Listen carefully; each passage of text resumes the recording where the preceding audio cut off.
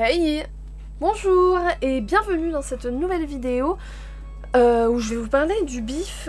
Voilà, j'ai passé donc 12 jours exactement à enchaîner les films. J'ai pas été aussi assidue que au Festival Gérardmer, c'est-à-dire que j'ai pas fait d'emploi du temps cette fois-ci.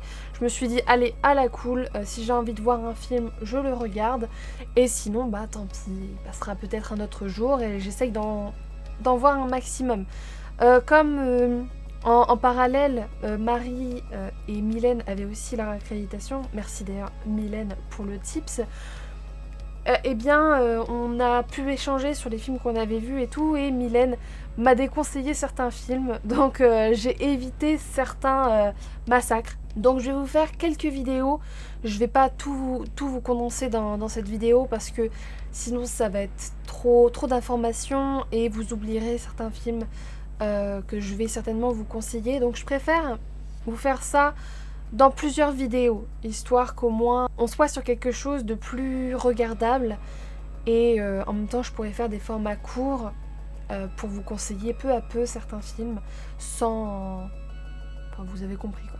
Donc dans cette vidéo je vais vous présenter vraiment mes deux gros coups de cœur du festival qui sont Vicious Fun et Hail Satan. Hail Satan. Je vais peut-être pas le dire trop fort, on risque de croire que je suis sataniste.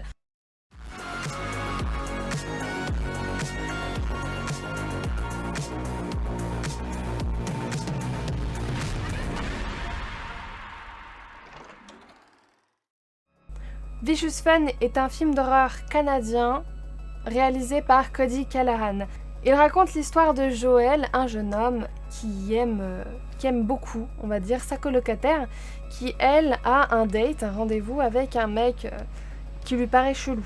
Donc il décide de le suivre et il arrive dans un bar dans lequel il essaye justement d'avoir l'information, de l'enregistrer en flagrant délit pour savoir si oui ou non il se tape d'autres nanas.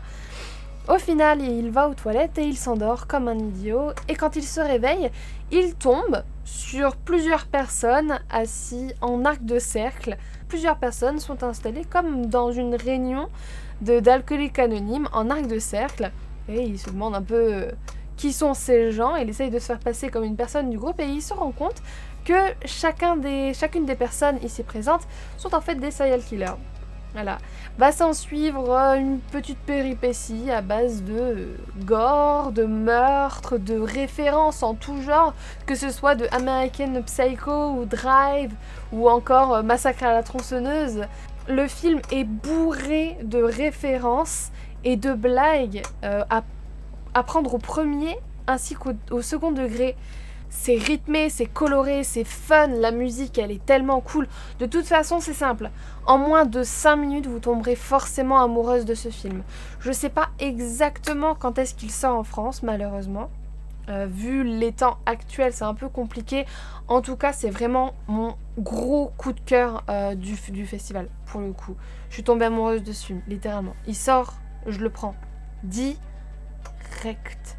Mon deuxième coup de cœur du festival, cette fois-ci dans un registre totalement différent, il s'agit de Hail Satan. Je vous mets l'affiche là. Hail Satan, c'est un documentaire. Au tout début du documentaire, j'avais l'impression que c'était un mockumentary, tellement j'ai trouvé que c'était drôle. Ce documentaire est réalisé par Penny Lane et comme il est sorti sur Netflix USA, j'espère qu'il sera disponible en France également. En fait, il s'agit d'une religion en fait aux États-Unis, des gens qui font partie de la religion sataniste. Pardon. Donc dans ce documentaire, on s'éloigne un peu des clichés, bien évidemment. Il y a des clichés qui ont la dent dure et des choses qui sont un peu concrètes pour la plupart des adeptes. Justement, le documentaire ici va se concentrer sur toute l'histoire justement de cette religion qui a du mal vraiment à se faire une place, à être respectée aux États-Unis, alors que leurs principes sont très justes au final. Il ne s'agit pas d'être méchant, d'égorger des moutons ou quoi. Il s'agit vraiment de respecter les gens. Il explique dans le documentaire que leur religion n'a pas pour but la haine, mais justement la paix, et c'est surtout on va dire, des gens athées qui ne trouvaient pas leur place dans ce monde et qui en ont trouvé une dans cette religion. On se rend compte dans ce documentaire à quel point le chrétientisme est ancré aux États-Unis, jusque bien sûr, tout le monde sait, dans les billets de banque, que même dans les cents américains, il y a écrit In God We Trust. Certes, les États-Unis ont été construits à partir justement de ce puritanisme, mais ça montre surtout à quel point est-ce que le pays a du mal à s'ouvrir à d'autres religions. Certes, bien sûr, c'est compliqué, vu que c'est quand même censé être Satan, tout ça, mais c'est très bien expliqué et ça donne un autre point de vue, vraiment, sur tout ce qui se passe là-bas. Et c'est vraiment plus une critique de la société qu'une mise en avant d'une religion qui peut être mal prise. En tout cas, le documentaire est vraiment top et je vous le conseille si jamais vous avez l'occasion de le voir. En tout cas, je vous remercie, c'était la première vidéo. C'est une vidéo assez courte, j'ai essayé de faire court pour le coup, pour une fois. Je vous conseille vivement Vicious Fun ainsi que Hail Satan, si vous avez l'occasion de les voir. En tout cas, ils sont mes pépites et ils vous feront passer un excellent moment. En tout cas, moi, ils m'ont fait passer un excellent moment. Surtout Vicious Fun.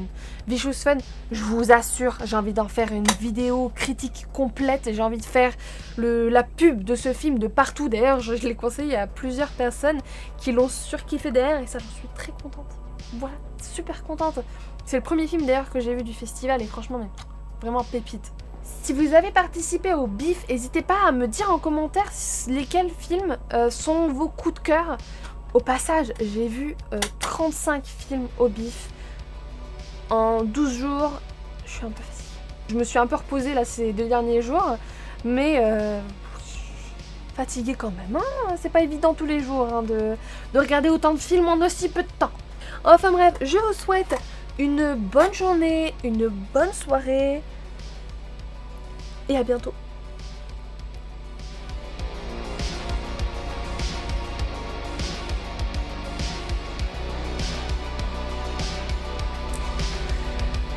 Je sais pas quoi faire en fait pour partir. Ok.